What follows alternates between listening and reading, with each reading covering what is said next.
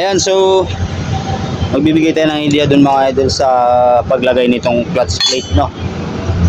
Ayan, kasi ito madalas nagkakaproblema dito mga idol ay baliktad ng paglalagay. Kasi ito, ayan, oh. Meron kasi yung matalas, meron din yung mapurol. So dapat mga idol, lagi kayong merong ideya pagdating sa pagpalit ng mga lining at saka sa pagbalik ng mga plate na to. So kanina kasi kinalas natin siya, walang yan, balibaliktad lahat, no? Yung plate. So ngayon ayusin natin, ano? So ito yung clutch hub. Ngayon ang unahin nyo lagi, lining. Kasi ang 125 naman, pagkakalam ko dito wala siyang Jadros plate, no? Yan, so lining muna, tapos yung plate. So sa plate, sa paglagay ng plate mga idol, hindi lang to basta-basta pag nakapulot mo yung plate, salpak mo na kaagad. So hindi, no? Meron siyang tamang paglagay or posisyon. So ilagay natin siya yung plate. Kung alin yung matalas mga idol, yan, no? Makikita nyo yan. Pag ginano nyo to, matalas yan. Ngayon, pagka binaligtad nyo, purol yan. Ay, makikita nyo naman, oh, yung pinagkaiba niya, oh. Diba? Tapos sa kabila, oh. Diba? So dapat, kung alin yung matalas, yun yung sa ibabaw. Ito paglagay niyan. Yan. Tapos lining. Tapos plate. So dapat mga idol, ganito talaga lahat ang plate. Huwag siyang mabaliktad kasi sayang ang lining yung mga idol. May slide kasi siya pagka hindi wala sa tama yung pagkalagay ng clutch plate, no? Kasi ito kakapalit lang ng lining nito mga idol. Ang problema, nag-slide yun. Basta ganun ang paglagay mga idol, no? Kung alin yung matalas, yun yung sa ibabaw. Huwag nyo siyang babaliktarin. Okay, so ganun lang paglagay niyan mga idol, yan. Tapos lagay natin yung wheel. Ganun lang paglagay, huwag natin siyang babaliktarin. Kasi unang-una dyan, magkakaproblema dyan. Bakit? Bago na ang lining mo, may slide pa rin siya. Kasi ito mga idol, kanina kinikik natin siya, may time siya na dumudulas, dumidiretso. Kasi nga, baliktad. Okay. So, ganun lang paglagay mga idol ng clutch lining, no? Ngayon, ilalagay na naman natin siya dyan. So, tuturo ko rin sa inyo. Okay. Ayan, so, unahin natin yung kicker. No? Kicker mga idol, no? So lagi nyo tatandaan mga idol, no?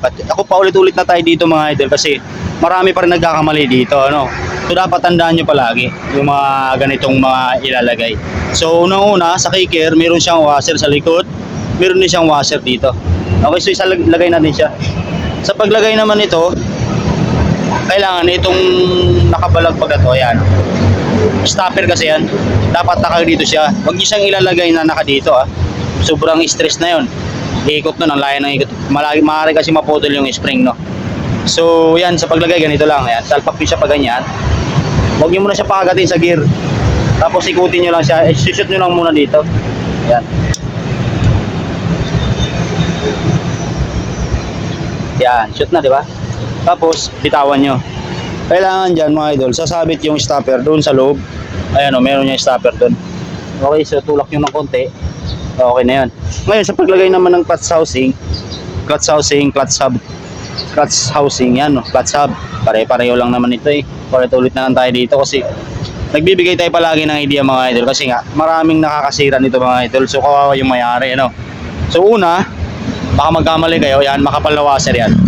Okay, so sa makapal na washer naman, ang paglagay niyan mga idol, kahit baliktaran walang problema. Yan, unahin mo na yung makapal na washer. Tapos lagay natin tong bushing. Yan, bushing yan. Tapos susunod na natin tong clutch housing. Yan, lagay natin. Sa paglagay naman ng clutch housing mga idol, no?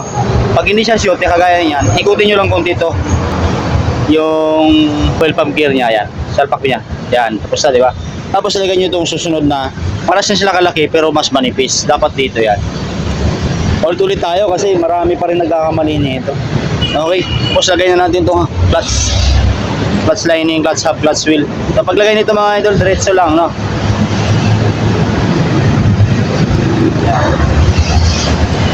So sa iba, ina-advise palagi na mayroong isa dito. So ako parang hindi ako satisfied kasi natagalan na pagnipis ng lining.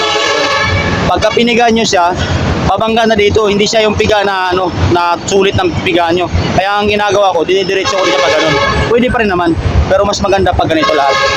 Yan, ganyan lang, lagay mo na siya.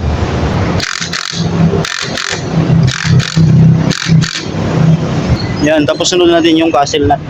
Malagay natin itong washer. Yung washer niyan, unahin nyo muna itong puti, tapos itong itim.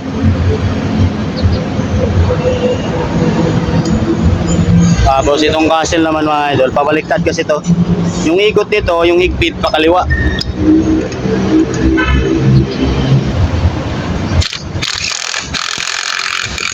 Yan. Tapos sunod mo na itong bearing. Ayan lang, paglagay ng bearing. Tapos ito naman itong maliit na ito mga idol. Napaka-importante nito. Ito naman, pagka nilagay nyo siya na paganyan, pag matigas, yan, kagaya yan, hindi siya may tulak. So, ibig sabihin, hindi pa yan nakashoot sa ilalim, no? Dapat ikutin nyo siya. Tapos diin nyo, ayan, no? Yan, so, ganun lang mga idol, takpan na natin siya. Okay.